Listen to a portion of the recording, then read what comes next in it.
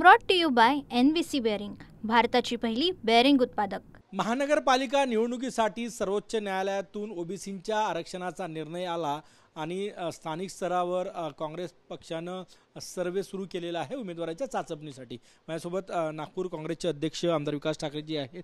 भाऊ काय सांगणार?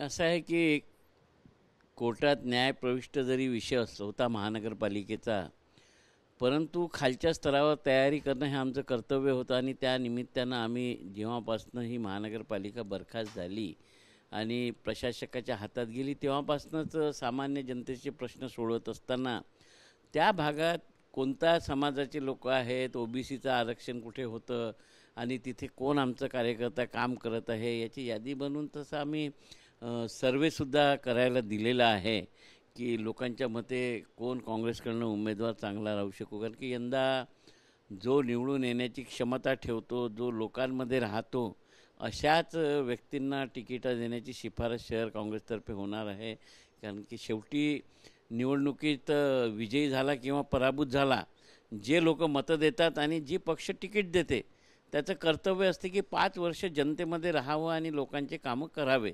तर त्या कसोटीवर उतरून कोणी मागच्या 7-8 वर्षात कामं केलेले आहेत अशा उमेदवारांना यावेळेस आम्ही तिकीट देणार आहोत, सर्वेचा आधार घेऊन देणार आहोत आणि हा झालेला सर्वे सर्व प्रदेश काँग्रेस कमिटीकडे सुपूर्द करून शहर काँग्रेस शिफारस करणार आहे।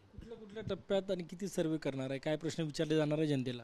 नाही, जनतेला विचारले जाणारे प्रश्न की आता जसं एखाद्या प्रभागात जर एखादा नगरसेवक असेल, माजी नगरसेवक असेल किंवा पक्षांनी ज्याला तिकीट दिली असेल तर त्याची कामाची पद्धत काय, तो लोकांच्या संपर्कात राहतो काय, लोकांसाठी अवेलेबल राहतो काय, लोकांचे कामं करण्यामध्ये त्याला इंटरेस्ट आहे का, हा महत्त्वाचा भाग आहे की नगरसेवकाची भूमिका बजावत असताना त्याच्या मनात तळमळ पाहिजे की माझी ही जबाबदारी, माझं कर्तव्य आहे, जनतेने मला निवडून दिलं आणि इथे जे काम दिसतं ते करणं माझीच जबाबदारी आहे हे समजून जो करत असेल काम त्यांनीच या भानगडीत पडावं असं मला वाटतं। शेवटचा प्रश्न, जे सर्वेत पास झाले नाही ते उमेदवारीत फेल होणार? हो, जे सर्वेत पास झाले नाही ते उमेदवारीत फेल होणार आणि जे फेल होणार त्यांना माहीतच आहे आम्ही फेल होणार आहे म्हणून मला असं वाटतं की एकंदरीत काँग्रेस प्रदेशाचं मोठं संघटन या नागपूर शहरामध्ये आहे, आपण वर्षानुवर्ष पाहतो आहोत आणि मी सुद्धा 2002मध्ये महापौर होतो आणि प्रत्येक बूथवर काँग्रेसची मतं आहे। अशा वेळेत ती मतं कसे वाढतील, त्या मतदारांपर्यंत आमचे लोक पोहोचतील कसं, लोकांच्या समस्या कशा सुटतील हे महत्त्वाचं आहे।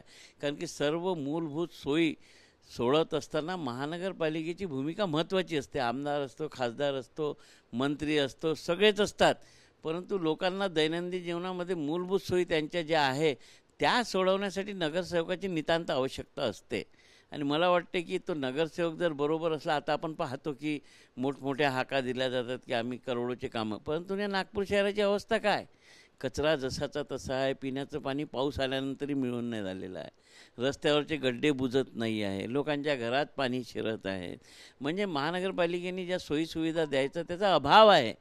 जर एवढ्या मोठ्या प्रमाणात जर निधी खर्च झाला असेल आणि 15 वर्ष जर भाजपाची सत्ता होती तर मग हा अभाव कसा आहे हा मोठा प्रश्न आहे। नक्कीच जो सर्वेत पास झाला नाही त्याला उमेदवारीत फेल व्हावं लागेल हे संकेत आहे नागपूर काँग्रेसचे। कॅमेरामॅन सचिन सयामसह Gajanan Umate, TV9 Marathi, Nagpur. Brought to you by NVC bearing, भारताची पहिली बेअरिंग उत्पादक।